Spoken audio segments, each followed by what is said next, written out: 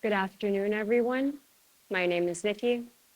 I'm 24 years old, and I am a professional eulogy writer. I'm just kidding. I'm not. What I actually am is a young person trying to find her way through the world and discover her purpose in life. I'm someone trying to balance my passions with the obligations that I have as someone who is not only a member of society, but also deeply entrenched in community. I'm also someone, as I'm sure many of you are, who has gone through some significant personal tragedy. You see, in several distinct ways, 2023 to 2024 was not my year. It was a year of compounded sudden grief and loss that at a certain point, I was not sure I was ever going to make it out all right from. As I lost 3 people I loved in pretty rapid succession, all while undergoing major life change.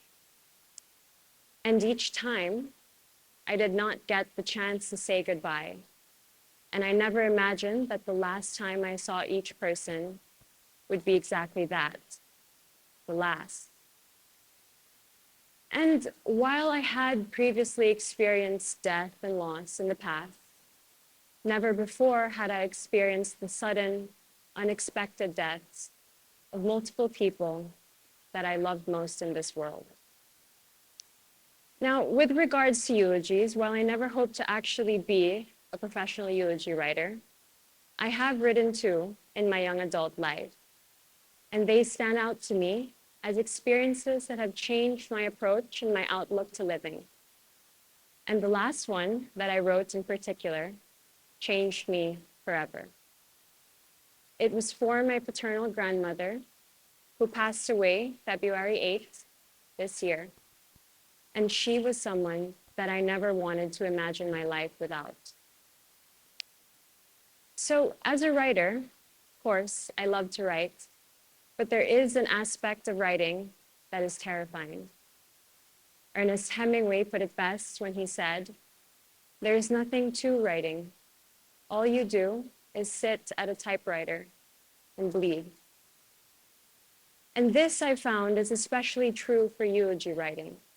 While our survival instincts in the midst of sudden grief, trauma, and loss have us desperate to staunch our emotional wounds as well as possible, writing a eulogy for someone you love requires you not only to open the wound, but tear into it as deeply as possible, in the hopes that somehow the right words end up on your page.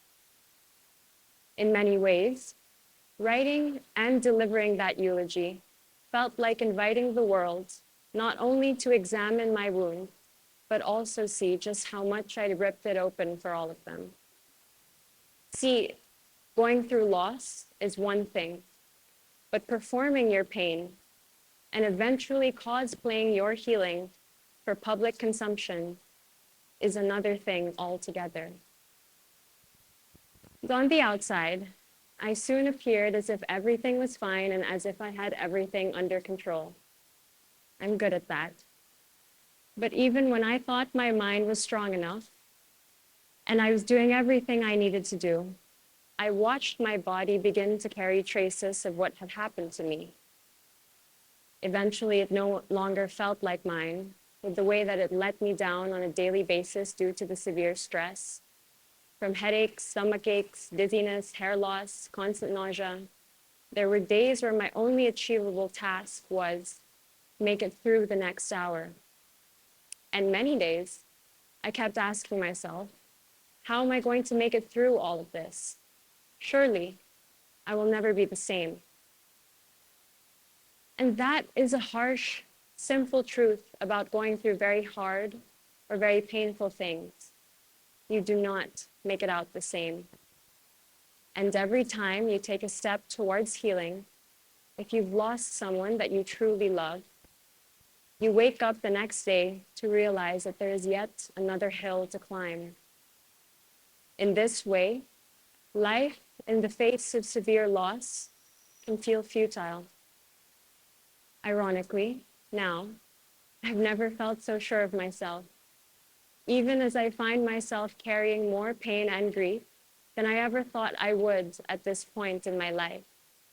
And I never thought that death and loss would be the exact things to make me want to commit to truly living. Now, having just gone through this journey, I wanted to share with all of you today a single question. And it's a question that I asked myself over and over again as I thought my world might truly end, only to wake up the next day and realize that life would and should go on. I call this question the eulogy question, and by no means is it a novel idea. In fact, a very common therapeutic exercise is to ask people to write their own eulogies, and the question they are asked goes something like this. When you die, what do you want people to say about you at your funeral? However, in thinking about this question, I realized that it lent itself, in my opinion, to thinking that relied too heavily on outward perception and societal approval. And it also involved a pretty significant time period to make big change in life decisions. Your whole life, right? In other words, I felt that it gave me a lot of time to procrastinate. I eventually realized that if I wanted to live a life that I could be proud of no matter when it ended, I needed to find a simple yet effective guiding principle with which to approach it. I realized that I needed a tool not only to get by, but to be able to make the best of every moment. And this principle also needed to account for a few important things that I'd learned. First, life is short. It is fragile, and it can end very, very suddenly. Second, in life, there is pain that demands to be felt, and pain is a powerful emotion.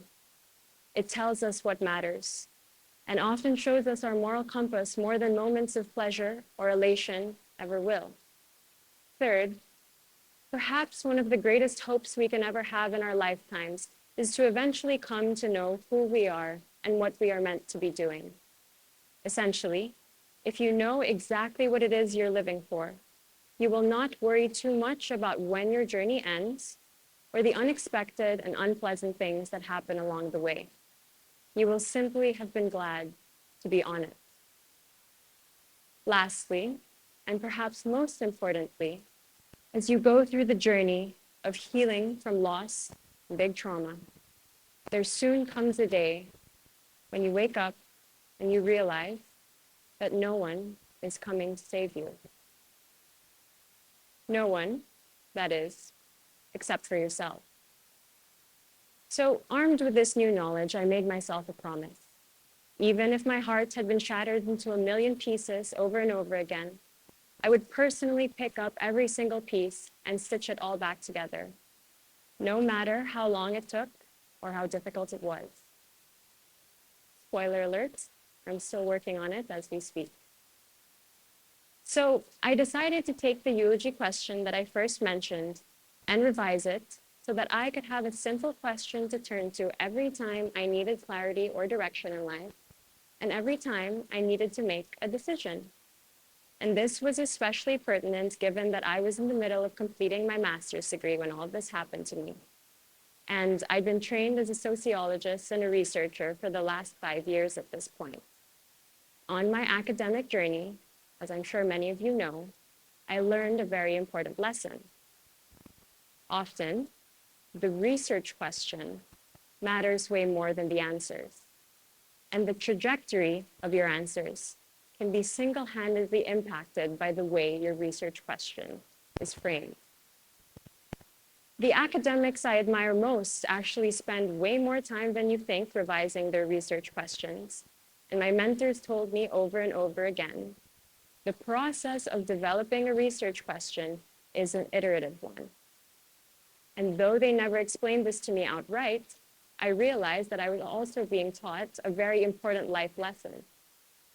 The investigative process is not only useful for publishing research in academic journals or books, It is, rather, a useful, flexible framework with which to approach any meaningful question we might have about life.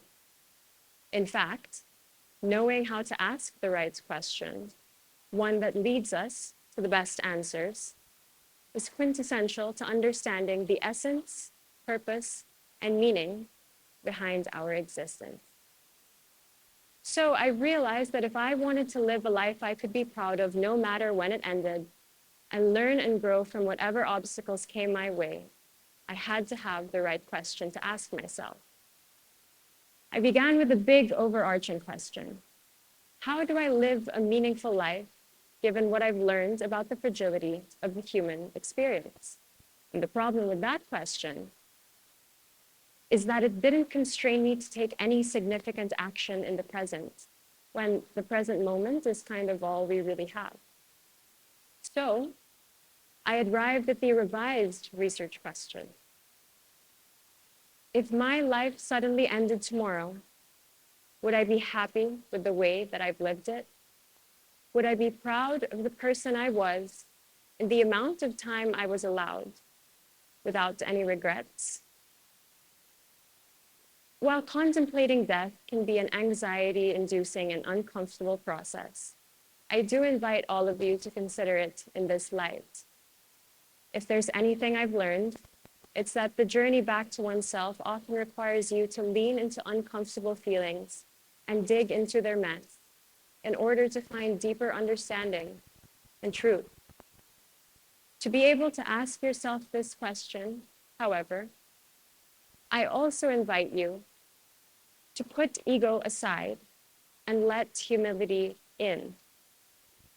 At the end of the day, stripped of all our material resources, shiny career wins, and social media perfection, what is a life well lived if not one lived on a mission and with enough humility to accept that we are all simply human at the end of the day?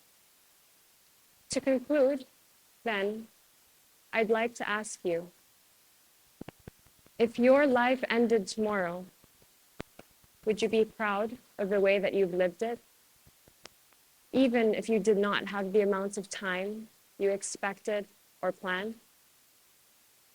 If your answer right in this very moment is not yes, I assure you with full confidence that in due time, it may be. The greatest questions in life are, after all, often very simple at the end of the day. Thank you.